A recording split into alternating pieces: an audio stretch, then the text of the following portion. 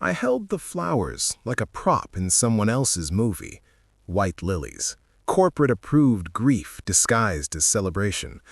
The boardroom lights burned hot. Cameras hummed.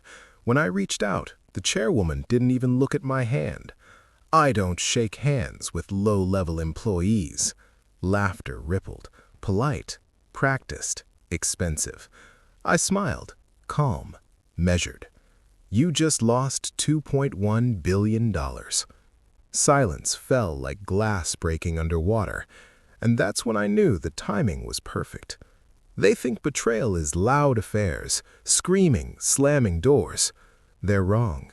Real betrayal is quiet, strategic, signed in ink. I met her, my wife, 10 years ago in an elevator that got stuck between floors. She was barefoot, holding heels in one hand, ambition in the other. We laughed. We planned futures before the doors opened. I believed in her. More dangerously, I invested in her. When she pitched her startup, no one listened. I did. I wrote the first check. I built the supply chain. I structured the shell companies that kept competitors blind. She was the face. I was the spine. We promised we'd rise together. She rose. She decided I'd already served my purpose. The change came softly. Missed dinners, new advisors with old smiles, passwords that stopped working.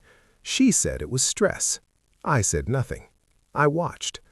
The proof didn't arrive dramatically. No lipstick, no late-night texts. It came as a calendar invite I wasn't supposed to see. Board realignment, confidential. My name wasn't on it. That night she slept beside me, breathing steady, like innocence could be practiced. I stared at the ceiling and learned something important about myself. I don't rage, I calculate. I didn't confront her, I audited. I traced money through subsidiaries she didn't know I still controlled. I read drafts of contracts she thought were final. I listened to calls routed through servers registered under my mother's maiden name. She had rewritten history, cast me as an assistant, a background operator, someone easily erased. So I let her erase me.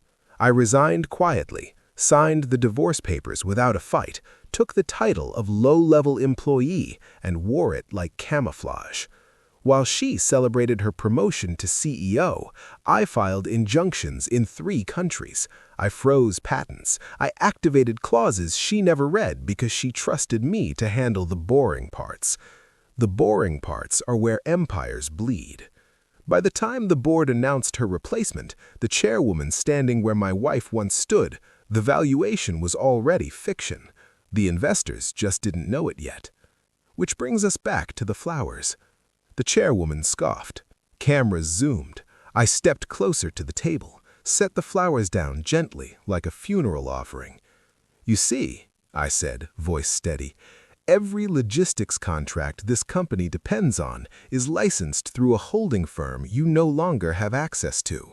Her smile twitched. "The patents powering your flagship product," I continued, "reverted this morning." "Breach of fiduciary duty," someone whispered. Phones came out. "And the offshore accounts cushioning your burn rate." I paused. "Those were compliance traps. Congratulations. You've just triggered an investigation." Her face drained. Not fear yet. Confusion. Fear needs understanding.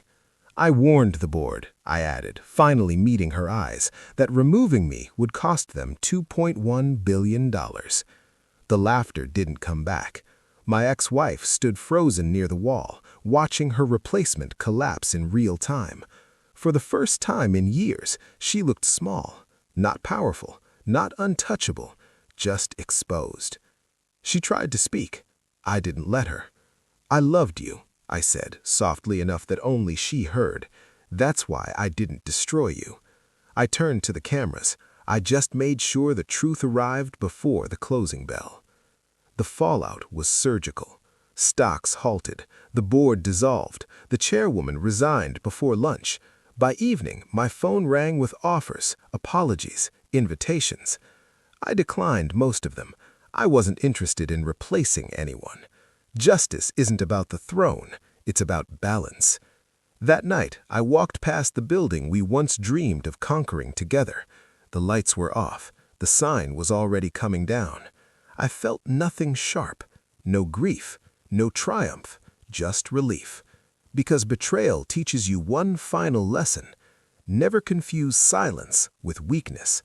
Some of us are quiet because we're counting.